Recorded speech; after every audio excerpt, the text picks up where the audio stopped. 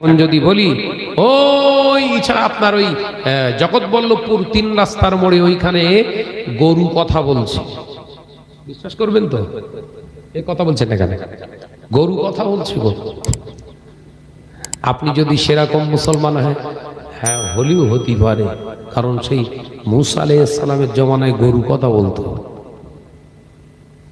মুসা আলাইহিস সালামের জমানায় গরু কথা বলতো। ওই যে কারণ গরুর কথা বলিয়েছিলেন, তার কারণ হচ্ছে মুসা সামারা বলে মুসা আলাইহিস সালামের সময় একজন ব্যক্তি ছিলেন, যে সময় কাঁঠার বস্ত্র দিয়েছিল, অর্থাৎ ফেরাউন হুকুম করেছিল যত পুত্র সন্তান হবে সব জবাই করো। সেই সময়ে জন্ম নিয়েছিলেন মুসা আলাইহিস সালাম, আর ওই সময়ই জন্ম নিয়েছিলেন আরেকজন নাম, তার নাম মুসা সামিরি। কি নাম? মুসা সামিরি। তাফসীরের কিতাব এসেছে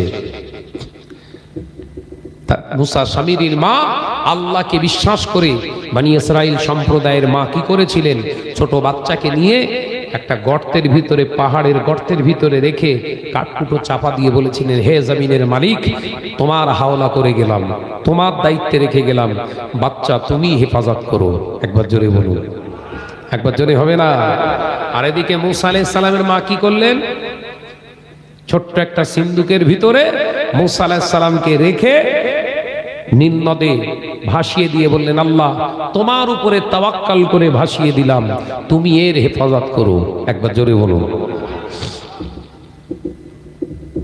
মুসা আলাইহিস সালাতু ওয়াস সালাম ভাসতে ভাসতে কোথায় গেছিল? ফেরাউনের দরবারে। আর মুসা সামিরি গর্ত থেকে চলে গেল ফেরেশতাদের কোলে। একজন মানুষ হচ্ছে কাফেরের কাছে, আর একজন মানুষ হচ্ছে ফেরেশতাদের কাছে। তাহলে মুসা আলাইহিস সালামের থেকে চরিত্র ভালো হওয়ার দরকার ছিল কার কাছে? ফেরেশতাদের কাছে। যে মানুষ হচ্ছে, মানে ফেরেশতাদের জীবনে কোনো তো গুনাহ নেই, তারা ইবাদত ছাড়া কিছু বোঝে না, তার কাছে মানুষ হচ্ছে কে? মুসা সামিরি। ভাইরা, আমার নজরের যুবকেরা, ছেলেরা, বাচ্চারা, মুসা সামিরি একটু একটু করে মানুষ হতে লাগলেন। কিতাবের ভিতরে যে দেখতে পাওয়া যায়, মুসা সামিরির একটু জ্ঞান বুদ্ধি হলো। মুসা সামিরি কিভাবে মানুষ হয়? দুধ তাকে খাওয়ানোর জন্য আল্লাহ পাক, আল্লাহ তাআলা বললেন, ও আমার প্রিয় জিবরিল আমিন, তুমি তোমার শাহাদাত আঙ্গুল দিয়ে মুসা সামিরির মুখেতে ধরো। আমি আল্লাহ তোমার এই শাহাদাত আঙ্গুলের বিনিময়ে আমি আল্লাহ পাক দুধ বার করে দেব। শাহাদাত আঙ্গুলটা চুষে চুষে সে দুধ খাবে। মুসা আলাইহিস সালাম মানুষ হচ্ছে কাফেরের কাছে, আর মুসা সামিরি মানুষ হচ্ছে ফেরেশতাদের কাছে। 1 বছর, 2 বছর, 4 বছর, 6 বছর, 8 বছর, 10 বছর বয়স হয়ে গেল। মুসা আলাইহিস সালামও বড় হতে লাগলেন। ও নওজওয়ানেরা, যুবকেরা, ছেলেরা, বাচ্চারা, আল্লাহ নবী মুসাকে পরীক্ষা করার জন্য ফেরাউন হীরা খচিত একটা পাথর আপনার পাত্রের উপরে রেখে দিলেন, আর একটা আগুনের কাঠ কয়লা দিয়ে আগুন জ্বালিয়ে পাত্র দুটো রাখলেন। মুসা আলাইহিস সালামের সামনে পরিবেশন করা হলো। ফেরাউন পরীক্ষা করছে, যদি হীরা জহরাতের পাত্রে হাত দেয় তাহলে সে আমার স্বপ্ন যে আমাকে মার্ডার করবে বলেছিল, যার দ্বারা আমার রাজপ্রাসাদ ধ্বংস হয়ে যাবে, যদি ওই হীরা চাঁদিতে হাত দেয় তাহলে মুসা হলো সেই ছেলেকে কতল করা হবে। আলোচনা মাথায় ঢুকছে তো? ও মজনেরা, আজ যদি গরম কাঠ কয়লা হাত দেয়, এটা সেই ছেলে নয়, সেই ছেলে নয়, একে আমরা মানুষ করতে পারবো, আমাদের মতো করে নিতে পারবো। ও নওজওয়ানেরা, যুবকেরা, ছেলেরা, বাচ্চারা, মুসা আলাইহিস সালামের সামনে রাখা হলো। আল্লাহ নবী মুসা আলাইহিস সালাতু ওয়াস সালাম হুজুর আমার হীরা জহরাতের দিকে হাত বাড়ালেন। আল্লাহ পাক আওয়াজ দিলেন, ও আমার জিবরিল আমিন, দেরি করো না। আমার নবী মুসা হীরা জহরাতের দিকে হাত বাড়ায়, ওই হাতটা ধরে আগুনের উপরে ছুঁইয়ে দাও। একবার জোরে হবে না? হেফাজতের মালিক কে? আল্লাহ। মুসা সামিরি একটু একটু বড় হলো। এদিকে মুসা আলাইহিস সালাম পাশ হয়ে গেছে, বলো তার মানে মানুষ করার রাস্তা ক্লিয়ার। আর এদিকে মুসা সামিরীর দুধ খাওয়াচ্ছে কে? জিবরাইল আলাইহিস সালাম। একটু একটু করে বড় হলো, একটু একটু করে জ্ঞান বুদ্ধি হতে হতে যখন 10 বছরের বাচ্চা হয়ে গেছে, মুসা সামিরী চিন্তা করছে, আমাকে যিনি দুধ খাইয়ে যান, খাবার টাবার দিয়ে যান, ইনি যেখানে যেখানে পা ফেলে, পা তোলার পরে দেখছি সেখান থেকে ঘাস জন্মায়। কত বুঝতে পারছেন না? মুসা আলাইহিস সালাতু ওয়াস সালামের সময়ে মুসা সামিরী ফেরেশতাদের কাছে মানুষ হচ্ছে, আর জিবরাইল ফেরেশতা যখন আসে ঘোড়ার পিঠে সাওয়ারির মতো হয়ে আসে, ঘোড়ায় যেন মনে হচ্ছে ঘোড়ার পিঠে সাওয়ার হচ্ছে, মানে বুঝতে দেবে না ফেরেশতা আমি। তো পাথরের উপরে পা রেখেছে, পাথরের উপর থেকে পা তোলার সাথে সাথে পাথরের উপরে ঘাস জন্মাচ্ছে। ওই মুসা সামিরী চিন্তা করলেন তাহলে গন্ডগোল একটা আছে। জিবরাইল আলাইহিস সালামের ওই ঘোড়ার পায়ের যখন ছাপটা যেইখানটায় পড়ছে সেইখান থেকে ওই মাটি খানিকটা করে, বালি খানিকটা করে তুলে নিতে লাগলেন, একটা পাত্রে রেখে দিয়েছিলেন। তিনি যখন মুসা আলাইহিস সালামের অন্তর্ভুক্ত হলেন, মুসা আলাইহিস সালাম তাওরাত কিতাব আনতে চলে গেলেন কোথায়? তুর পর্বতে সানাই, তুর পর্বতে উপত্যকায়, আপনার তিয়া উপত্যকায় যখন আনতে গেলেন তাওরাত কিতাব, ভাই নবী হারুন আলাইহিস সালামকে বললেন, তুমি এদেরকে দেখো এরা যেন ব্যাগড়া না মারে। ভাইরা আমার, নওজওয়ানেরা, যুবকেরা, মুসা আলাইহিস সালাম একটানা 40 দিন ছিলেন। কতদিন? একটানা 40 দিন ছিলেন। ও নওজওয়ানেরা, যুবকেরা, ছেলেরা, বাচ্চারা, 40 দিন পরে এসে দেখলেন অধিকাংশ কিপ্তি সম্প্রদায়ের মানুষেরা সব বেঈমান হয়ে গেছে, মুশরিক হয়ে গেছে। তারা গরুকে আল্লাহ বলে মানতে শুরু করলেন। জোরে বলুন নাউজুবিল্লাহ। ও নওজওয়ানেরা, যুবকেরা, ছেলেরা, বাচ্চারা, পর্দানাশীনা মা ও বোনেরা, শুনে রেখে দেন, জেনে রেখে দেন, বনি ইসরাইল সম্প্রদায়ের ভিতরে এসে দেখলেন কিছু মানুষ মুশরিক হয়ে গেছে, তাদের মতো গরু পূজাতে তারা বিশ্বাসী হয়ে গেছে।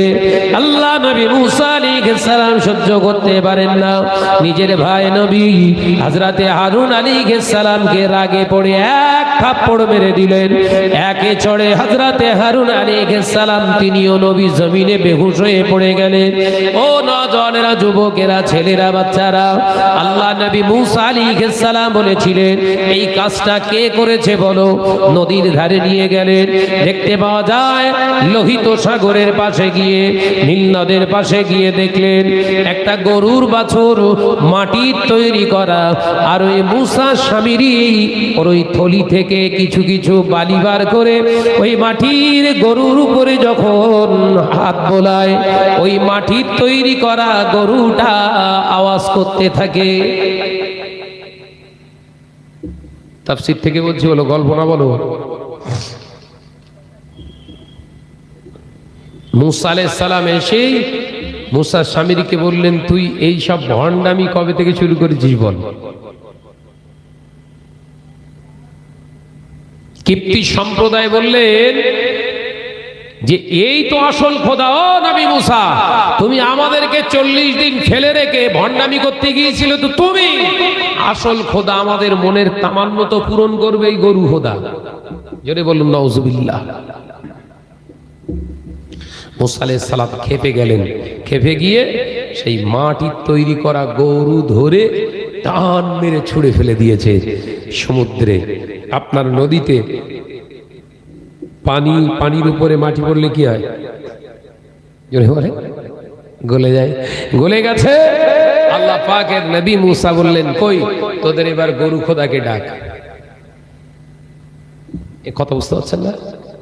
হযরতে মুসা আলাইহিস সালাম বদদুয়া দিয়েছিলেন, আল্লাহ এই কারুন, এই আপনার এই মুসা সামিরীর ওসিলায় যত মানুষ মুশরিক হয়ে গেছে, এর শাস্তি অন্য কিছু নয়, এর এমন একটা রোগ দাও যে রোগ এমনই রোগ হবে কোনো মানুষের সংযোগ যেন মানুষের কাছে যেন না যেতে পারে। একবার জোরে বলুন না। তার এমন রোগ দিয়েছিলেন, কোনো মানুষ আসলে সে বলতো আমাকে ছোবে না, আমাকে ছোবে না। কোনো মানুষের সংস্পর্শে থাকতো না। একবার জোরে বলুন সুবহানাল্লাহ। জি, আল্লাহর গজবে পড়ে গেছে। আলোচনা ওটা নয়, যে জায়গাটা বোঝাতে চেয়েছিলাম বুঝে নেন। আপনার অসুবিধা হচ্ছে না তো? বুঝতে পারছেন তো? যে মুসা, হযরত মুসা আলাইহিস সালাতু ওয়াস সালাম আল্লাহকে বললেন, আল্লাহ ও রব্বুল আলামিন, মাবুদ মাওলা, তোমার দরবারে কামছি, তুমি আমার উম্মতদেরকে ক্ষমা করে দাও, এরা বিরাট গুনাহ করে ফেলেছে। আল্লাহ পাক জানিয়ে দিলেন, এ নবী মুসা কালিমুল্লাহ, ও আমার মুসা কালিম, আমি আল্লাহ তোমার সব আবদার মানব, তোমার উম্মতদের ওই গুনাহ maaf করার কথা বলো না, আমি তোমার দোয়া কবুল করব না, কারণ আমি আল্লাহ জানিয়ে দিয়েছি ওয়ালা তুশরিকু বিল্লাহি শাইয়্যা, আমি আল্লাহ আমার সঙ্গে কাউকে শরীক করবি না। তোমার উম্মতেরা শিরক করেছে, গো পূজা করেছে, তাই আমি আল্লাহ পাক তোমার উম্মতদেরকে ক্ষমা করব না, আমি শিরকের গুনাহ ক্ষমা করি না। আল্লাহ নবী মুসা আলাইহিস সালাম কান্না থামিয়ে দিয়ে কওমকে বললেন, আল্লাহ আমার কওমেরা, ও কিপ্তি সম্প্রদায়েরা, বনি ইসরাইল সম্প্রদায়েরা, শুনে রেখে দাও, আমার আল্লাহ ক্ষমা করবেন না, আমার আল্লাহ ক্ষমা করবেন না। ওই সময় কিপ্তি সম্প্রদায় বিপদে পড়ে গেলেন, আল্লাহর কাছে কাঁদতে লাগলেন, মুসা আলাইহিস সালামের কাছে আরজু জানাতে লাগলেন, ও আল্লাহ নবী মুসা, আল্লাহকে বলো, আল্লাহ যেভাবে তওবা করতে বলবে আমরা সেই তওবাও করতে রাজি আছি। একবার জোরে হবে না? কি বলছে? যে তওবা করতে বলবে ওই তওবাই আমরা করব, কিন্তু আমাদের ক্ষমা করে দেখ আল্লাহ, আমরা এই অভিশপ্ত জিন্দেগি আমরা চাই না। আল্লাহ পাক মুসা আলাইহিস সালামের কাছে, মুসা আলাইহিস সালাম আল্লাহর কাছে বললেন, আল্লাহ আমার উম্মতেরা স্বীকারোক্তি দিচ্ছে তারা অন্যায় করেছে, আপনি যে তওবা দেবেন তারা সেই তওবা করবে। আল্লাহ পাক বললেন, যাও, তাহলে তোমার উম্মতের তওবা হলো একজন আরেকজনকে ধরে কতল করবে। এ কথা বুঝতে পারছেন না? মুসা আলাইহিস সালামের উম্মতের তওবা কি দিলেন? বাপ বেটাকে কতল করবে, মা নিজের সন্তানকে কতল করবে, সন্তান নিজের মাকে কতল করবে, বেটা নিজের বাপকেও কতল করবে। এই হলো মুসা আলাইহিস সালামের উম্মতের তওবা। ও নওজওয়ানেরা, যুবকেরা, ছেলেরা, বাচ্চারা, আল্লাহ নবী এসে বললেন, ও আমার সম্প্রদায়ের মানুষেরা, তোমাদের জন্য তওবা হলো একে অপরকে কতল করতে হবে, তোমাদের একে অপরকে কতল করা ছাড়া উপায় নাই। আল্লাহ পাক তোমাদের উপরে এমনি করে রাগান্বিত, আমার আল্লাহ পাক ক্রোধান্বিত হয়ে গেছে। আল্লাহ নবী মুসা আলাইহিস সালামের উম্মতেরা বললেন, ও নবী মুসা, আমরা এই তওবা মঞ্জুর করলাম, কিন্তু আল্লাহকে বলুন, আমি সন্তান হয়ে আমার বাপকে কি করে কতল করব, আমি মা হয়ে নিজের সন্তানকে কি করে কতল করব, তাকে যে 10 মাস 10 দিন ধরে আমি পেটে রেখেছিলাম, আমি যে তার আব্বা বাব্বা বলে মামা বলে ডেকেছি, তাদেরকে হাতে করে কি করে কতল করব।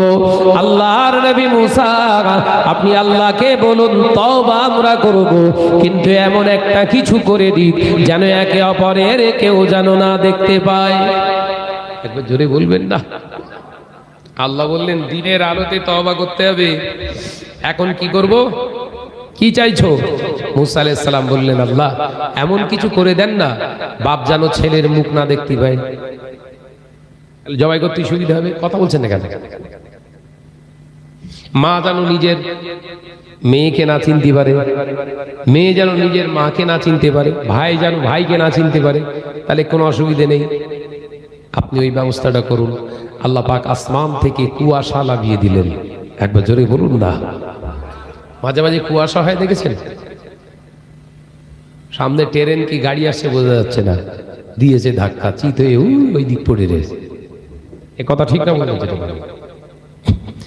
আকাশ থেকে নেমে এলো একের পর এক ঝাঁকে ঝাঁকে বিরাট কুয়াশা, এত কুয়াশা কেউ কারোর আর চিনতে পারে না। আল্লাহ পাক বললেন, এবার তোমাদের তওবা শুরু করে দাও। ও নওজওয়ানেরা, যুবকেরা, ছেলেরা, বাচ্চারা, আল্লাহ নবী মুসা আলাইহিস সালামের উম্মতেরা শুরু করে দিলেন তওবা। এ নওজওয়ানেরা, পর্দানশীনা মা বোনেরা, নবী মুসা আলাইহিস সালামের উম্মতেরা একে অপরকে ছুরি মেরে কতল করতে লাগলেন। আল্লাহ নবী দাঁড়িয়ে রইলেন। মুসা আলাইহিস সালামের পায়ের পাতা ভিজে গিয়েছে রক্তে। আল্লাহ নবী মুসা আলাইহিস সালাম চমকে উঠলেন, নিজের পায়ের নিচে রক্ত জমাট বেঁধে গিয়েছে। আল্লাহ নবী মুসা আলাইহিস সালাম সাথে সাথে সিজদায় পড়ে গেলেন। ওগো রব্বুল আলামিন, এরা যদি খুনোখুনি করে মার্ডার করে তওবা করতে করতে যদি গোটা কমটা শেষ হয়ে যায়, কে তোমাকে আল্লাহ বলে আর দুনিয়ায় ডাকবে? এরা যদি তওবা করার ওসিলায় দুনিয়া ছেড়ে চলে যায়, কেউ তো তোমাকে আল্লাহ বলে আর ডাকার থাকলো না। ওগো রব্বুল আলামিন, এরা যে তোমার তওবাকে গ্রহণ করে নিয়েছে, মেনে নিয়েছে, এই তওবাকে তুমি কবুল করে নাও। আমার নবী মুসা আলাইহিস সালামের দোয়া আমার আল্লাহ পাক কবুল করে নিয়েছিলেন। একবার জোরে হবে না? মুসা আলাইহিস সালাতু ওয়াস সালামের তওবা, নবী মুসার তওবাকে আল্লাহ কবুল করেছিলেন। কি বুঝলেন? কি বুঝলেন? আমি বোঝাতে চেয়েছিলাম কি ফিরাউনের বাড়িতেও আল্লাহ পাক নবী মুসাকেও মানুষ করে, আবার ফেরেশতাদের কাছ থেকেও আল্লাহ রে বাবা, ফিরাউনের কাছ থেকেও মুসাকে যেমন তৈরি করে, ফেরেশতাদের কাছ থেকে এরকম ইবলিসও বানায়। অর্থাৎ আমাদের সচেতন থাকতে হবে ভাই, চোখ কান খোলা রাখুন।